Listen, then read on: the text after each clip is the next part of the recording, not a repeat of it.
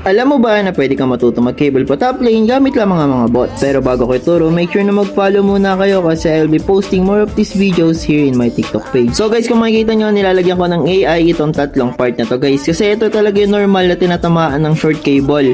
Kumbaga magiging pattern natin yun kung saan natin papatamaan yung short cable. So una, bitawan nyo yung first 2 cable nyo. Kung makikita mo dito, itunuto ko na agad yung long cable ko. After nyo bitawan yung first cable, pindutin nyo lang yung second skill guys. Uulitin ko, pindutin nyo lang, huwag nyo na itutok kasi meron ng bot doon. Tapos guys, habang nalipad kayo, make sure nyo itutok nyo na yung inyong long cable kung makikita nyo sa ginawa ko dito. Pagkatapos nyo guys bitawan yung inyong long cable, pindutin nyo lang ulit yung short cable nyo at makikita nyo guys, rekta na ito doon sa Layla. Dahil nga ito sa auto aim mechanics. Same process lang guys, tutok habang nalipad tapos pindot. With that guys, dapat makapag-cable na kayo hanggang sa top lane. Napakaganda practice ito lalo na sa mga low device. Kaya guys, itry nyo na. By the way guys, ina-edit ko pa lang yung second part nito kaya practicein nyo muna yan guys. Follow na kayo para din nyo yun malampasan.